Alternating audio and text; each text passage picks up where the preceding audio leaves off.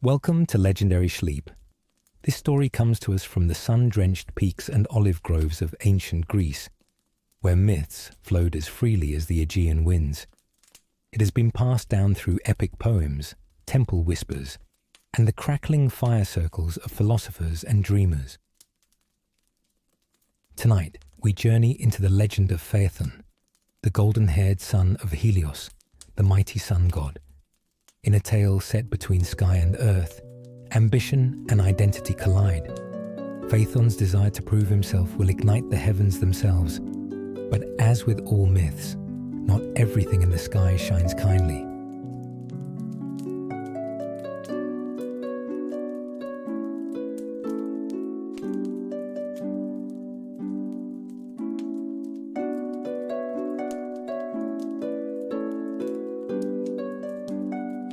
So settle in, take a slow breath, and prepare to drift through the glowing halls of dawn and across the vault of stars.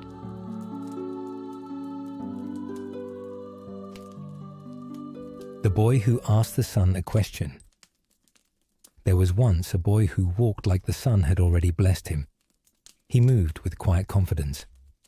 The townsfolk often whispered that he was merely the child of a mortal woman, Clymene. His name was Phaethon. He lived in the wide, dust-coloured valleys of ancient Greece, where olive trees caught fire in the late daylight, and river reeds swayed like silent poets.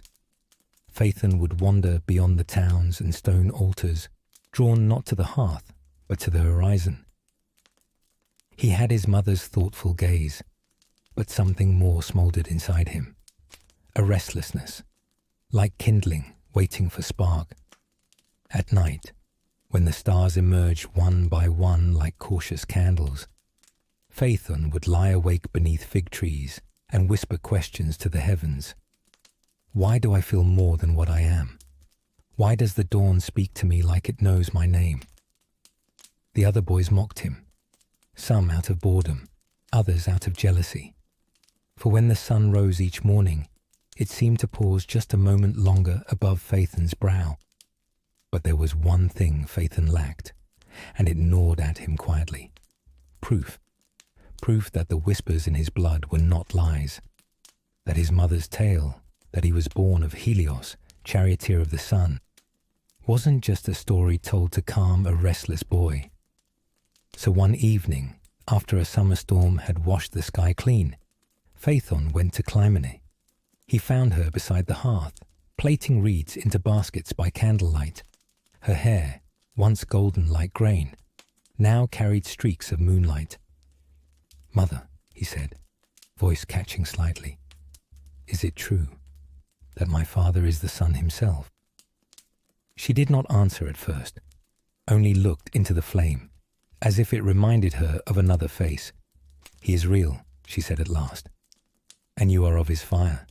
But some truths must be sought, not handed down." She gave him directions, not to a temple or oracle, but to the very edge of the world, where dawn is born and night retreats. There, she said, the golden palace of Helios shimmered like a sunken treasure in the sky. Phaethon left before morning. He did not take much: a satchel of dates and bread, a flask of river water, a carved olive branch for protection, and in his chest, hope, burning and foolish and bright. His journey was not like those of the great heroes, for he sought no beast, no war, no kingdom, only a father, only a name. He climbed mountains where the snow never melted and crossed valleys where the heat bent the air like glass. He listened to the wind, the stars, and the language of trees, and when he was too tired to walk, he dreamt forward. At last, one morning that did not feel like any other morning, Phaethon reached a place where the clouds bowed low to the earth and light seeped from cracks in the sky. There stood a palace not made of stone, but of gold that pulsed as if alive. Columns shimmered like sunbeams. The floor gleamed like polished daylight. And inside sat Helios, not in glory, not in flame, but quietly, as if waiting. The god's skin was radiant but not harsh, His eyes held centuries, yet they softened when they fell upon the boy. "You have come far, Phaethon," he said. Phaethon's knees gave out, not from fear, but from the unbearable weight of finally being seen. No guards challenged him, no flames roared, just a silence so complete, it hummed. Helios stepped forward and placed a hand on his son's shoulder. "I have watched you," he said. "The sun does not forget its shadows." And so, beneath the high ceiling of dawn, father and son stood together, a constellation completed. But still, the boy burned with questions. Still, he longed to touch the fire that made him. Still, he would ask for more.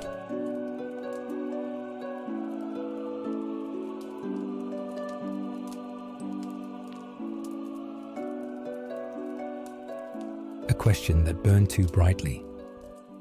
The golden hall of Helios pulsed like a heart suspended in heaven. Phaethon stood small beneath its vaulted dome, where the ceiling shimmered with constellations that blinked gently, as if still awakening from sleep. All around him, light did not merely shine, it sang, and every note struck something in him that was both alien and familiar. Helios, radiant but calm, stepped back from his son and gestured for him to walk beside him. They walked through sunlit halls where the walls shimmered gently and the air felt thick with memory. Vast courtyards where the sunbeams bent in spirals, corridors lined with mirrors that held the faces of every sunrise past.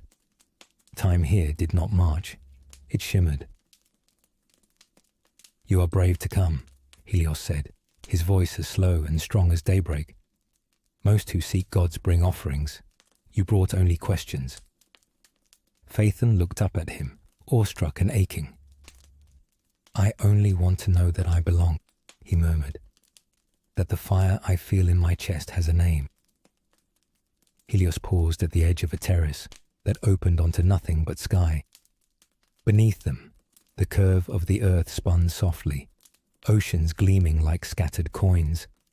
1,000 clouds drifted far below like dust in a sunbeam. "You are my son," Helios said. "The spark in your soul is not madness, it is inheritance." Phaethon's chest lifted. Joy and confusion wrestled behind his eyes. Then, "I am divine?" "Partly," Helios replied. "Your mother is mortal, but you carry light enough to make the world tremble, if you choose to wield it." Phaethon took a breath, and the words spilled before he could tame them. "Then let me drive the chariot." The request echoed into silence. Even the sunbeams seemed to pause. Helios turned slowly, as if weighing the weight of centuries behind his gaze. "You do not know what you ask." "But I must," Phaethon insisted, eyes wide. "The boys at home, they laughed at me. They said I was no one. I need to show them, show the world, show myself." Helios did not answer. Instead, he gestured again, and from the far end of the terrace came a sound like rolling thunder and wind. The chariot. It emerged as if sculpted from fire itself. 4 massive horses, Pyrrha, Eus, Phaethon, and Phlegon, tossed their manes, each one blazing with a different hue of flame. Golden, white, red, and blue. They stamped on the clouds as if they could shatter the sky. The chariot they pulled was forged not from metal, but from condensed sunlight. Its wheels flickered in and out of form, its reins spun from rays. No mortal eye could look at it for long. It pulsed with the weight of day. Helios looked at his son, not with anger, but sorrow. "These horses," he said, "are stronger than the tides, wilder than any wind. Even I, with all my years, struggle to master them. Their path lies between heaven and chaos. To stray is to burn the sky, or drown the world in darkness." But Phaethon stood tall, his heart ablaze with youthful certainty. "If I am your son, then let me prove it. Just once. One dawn. That's all I ask." Helios was silent for a long time. Then slowly he nodded. "Very well. Let the world witness what you are." He placed a hand on Phaethon's chest. "But promise me this. You will hold the reins lightly. Let the horses lead. Do not fight them. Do not show off. And above all, stay to the middle path." Phaethon nodded, though the fire in his blood surged louder than caution. He stepped into the chariot. It accepted him, or perhaps it tolerated him. His hands closed around the glowing reins, which pulsed like serpents of heat. Helios raised his arm. A trumpet sounded, not made of metal, but of pure light, and the sky opened. With a cry that shook the mountains, the horses surged forward. The chariot lifted, and the day began.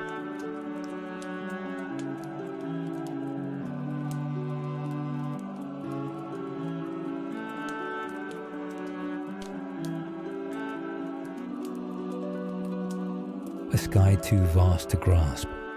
The wheels of the sun chariot turned without resistance, gliding across the threshold between night and morning, as if the horizon itself welcomed them.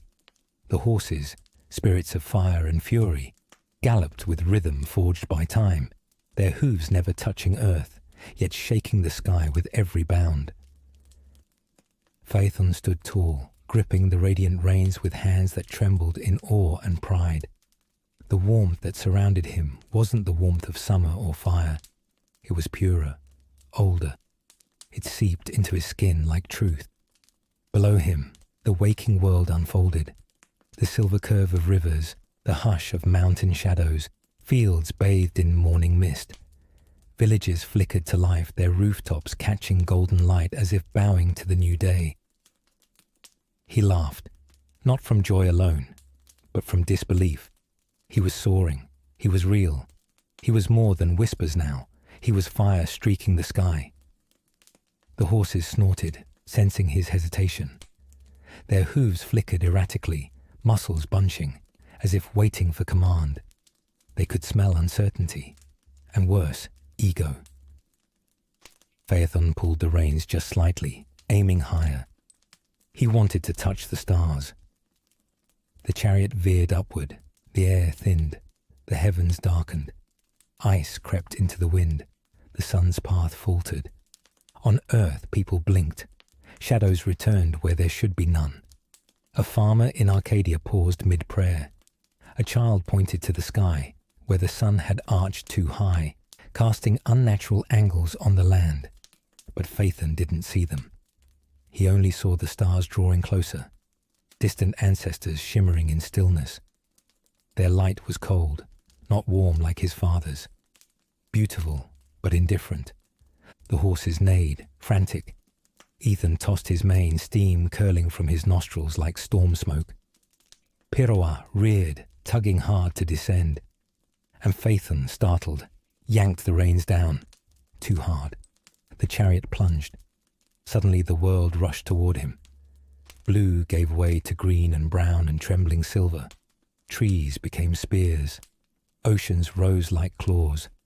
Cities flashed beneath him like embers. He tried to regain control, but the reins danced like flames in his grip. The horses panicked. Their immortal bodies thrashed against the will of an untested hand. The path of the sun fractured. Dawn and dusk bled into each other. Light split into shards. Mountains burned. Rivers boiled. The great Nile shrank from its banks. Forests blazed like offerings made too quickly. And still, Phaethon held on. Tears mixed with the heat on his cheeks. The glory he had craved now clung to him like a fever. Pride had become punishment. In the halls of Olympus, the gods watched. And Helios, sensing the fracture in the sky, rose from his throne and whispered his son's name. But Phaethon could not hear it. And still, he fell.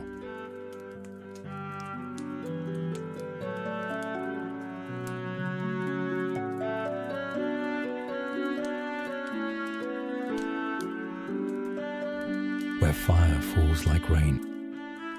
In the silence that followed, the sky braced itself for what was to come. It wasn't the silence of peace. It was the silence before something must break. The horses thrashed against the reins. Pirois screamed into the thinning air, his mane flaring like a wildfire. Eus twisted sharply, nearly toppling the chariot. The sun reeled sideways. Far below, rivers shrank. Clouds dissolved. Great cities blinked into shadow. The air itself turned brittle with fear. In Olympus, the god stood. Zeus clenched his fist. "Do we wait until he unravels the world?" Hera asked, voice cold. But Zeus hesitated. Even he, king of sky and judgment, had once been a son. Then came Gaia's voice, rising from the earth like thunder whispered through roots. "Balance must return." Zeus lifted his hand. The lightning waited, but it did not fall, not yet. Not until the next breath. Through cloud, through light, through heat and weightless air, he spiraled, still clinging to the reins, still trying to rise. But the chariot veered. It received him, not as a punishment, not as a triumph, but as the sun returned to stillness. The ripples spread for hours. When night came, the river glowed faintly. Fish swam lower. The reeds swayed with a slow, aching rhythm. No stars dared to dance above that part of the earth. Word spread, as such tragedies always do, riding the breath of wind and owl, curling in the smoke from cooking fires, echoing between marble columns and temple gates. In a distant grove, Clymene woke from sleep with tears already on her cheeks. She did not need the message. A mother knows. She wandered from her home through olive groves and dew-covered fields until she found the riverbank. There she sat in silence for 3 days and 3 nights, her face lifted to the sky that had stolen her son. Others came, the Heliades, Phaethon's sisters, daughters of Helios. They wept beside their mother, their tears falling like pearls into the stream. For 9 days they mourned, and on the 10th, the gods, perhaps moved by sorrow, perhaps by guilt, transformed them. Their feet rooted to the soil, their arms reached skyward, their hair turned to golden leaves. They became poplar trees, and from their bark flowed amber, the crystallized memory of grief. To this day, it is said that the Eridanus carries specks of that golden sap, drifting quietly through time. As for Helios, he did not shine the next day. He did not rise. The world lingered in dim twilight, neither day nor night. Crops paused in their growth. Birds forgot their songs. The gods sent word to Helios, calling him back to his duty. But Helios, scorched not by flame but by regret, refused. "I have lost my son," he said, "and even the sun must grieve." So it was that Apollo rose that day, taking the reins with careful reverence. The sun did move, but more slowly, with a softer touch. And though Helios would return, eventually, his light was never quite the same. Some say that if you listen at the edge of the river just before dawn, you can hear Phaethon's name whispered in the reeds. And some nights, when the stars shiver a little brighter, the poplar leaves tremble not with wind, but with memory.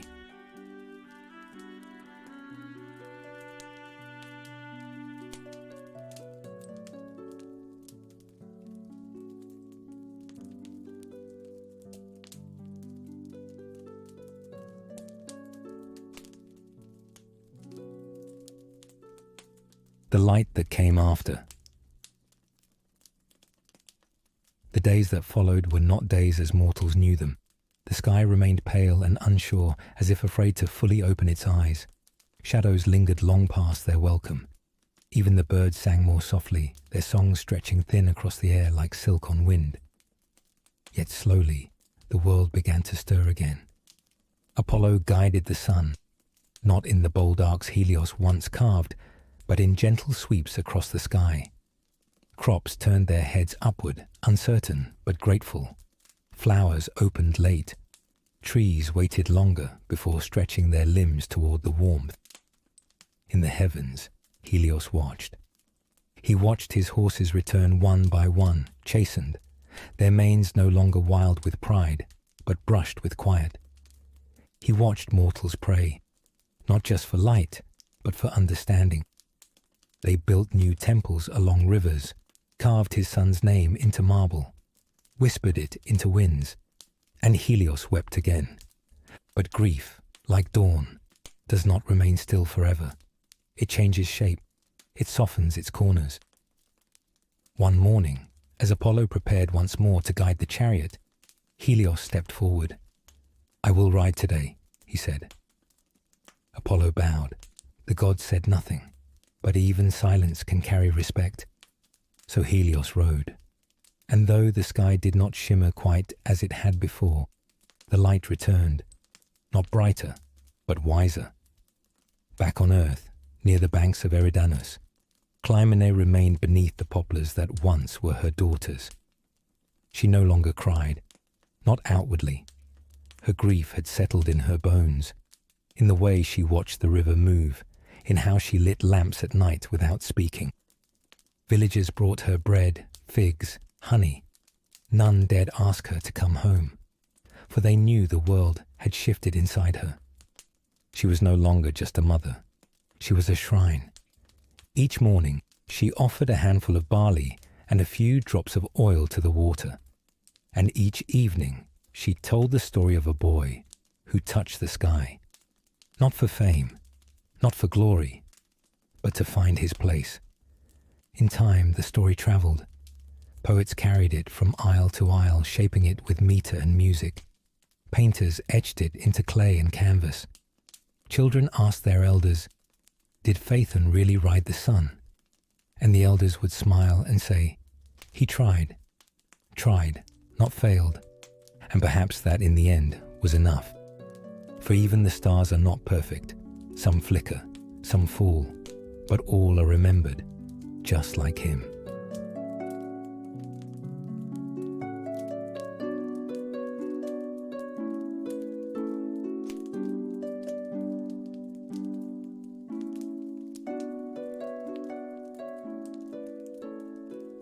The echoes we leave. Years passed, not in a rush, but as petals fall, gently, inevitably. In the lands of men, the name Phaethon grew not colder, but quieter. His story softened into lullabies, temple chants, and travellers' tales told beneath stars. Farmers traced his arc across the sky when droughts lingered too long. Sailors whispered his name at sea, invoking the one who once held the reins of the sun. And sometimes, in the quiet before dawn, the world would remember him, not with sorrow, but something else, something like awe. In Olympus, Helios returned to his throne, though the flames on his shoulders never danced as wildly as before. His golden robes bore a thread of silver now, not age, but memory. One evening, as twilight curled along the horizon, Helios wandered beyond the halls of flame and glass. He passed through the stables where the fire horses rested. They watched him with eyes that glowed like embers and bowed their heads in silence. He walked until he reached a lone balcony of obsidian and gold.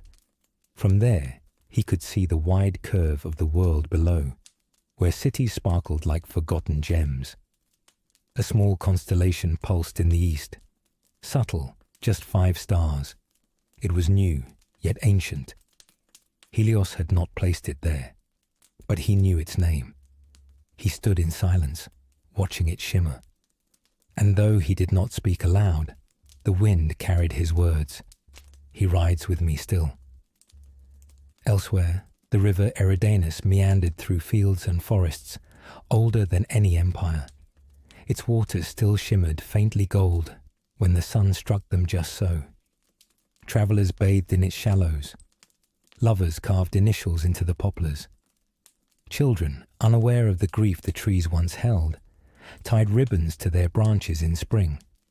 But every so often, someone would pause, an elder, a poet, a dreamer, and they would listen, not to the wind, but to something deeper. a hum in the riverbed, like a name etched into the bones of the earth. Phaethon. And in that moment, they would remember that even the briefest flame can leave behind a glow. A boy had once touched the sky, and the sky, in turn, had never quite forgotten.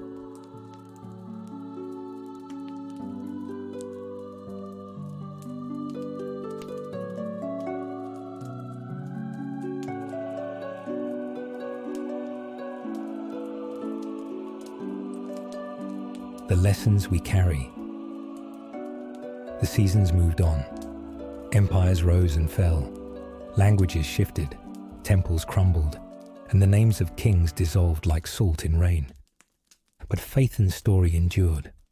Not always in full. Not always in truth. But in shape. In echo. In meaning.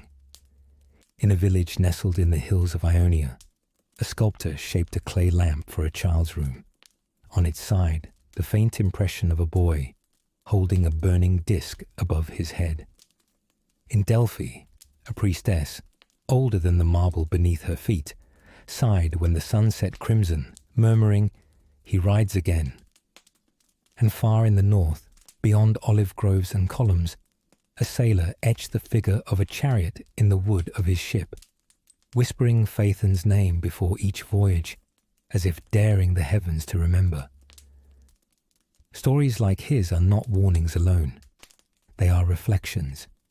They speak to the part in all of us that hungers for more, not out of greed, but longing.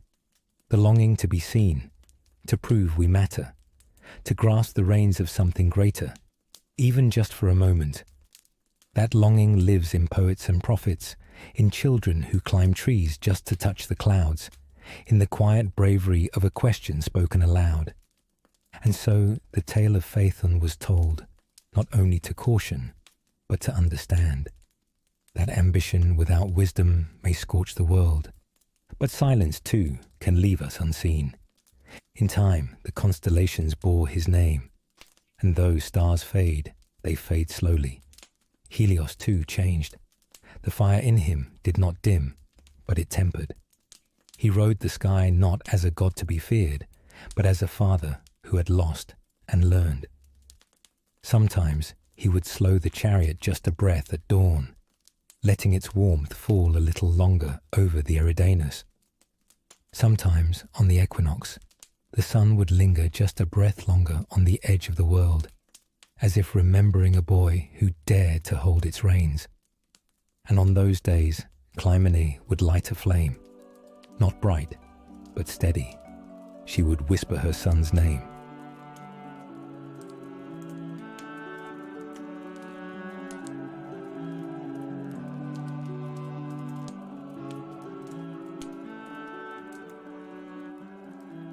Let the sky be still.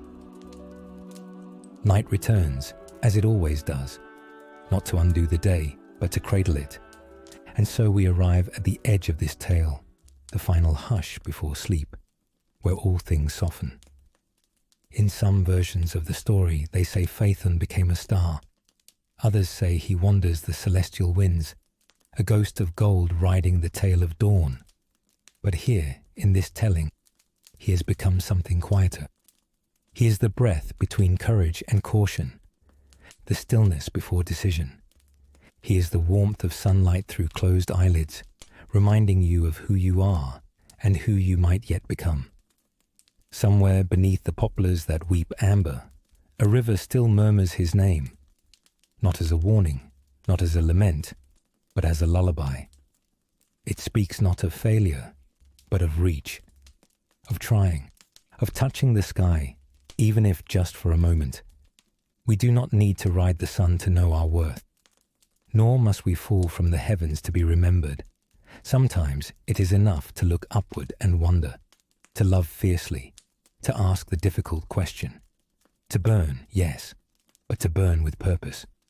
And now, as your breath slows and the world outside your room fades into darkness, may you carry with you the light of this story, not as fire, but as glow.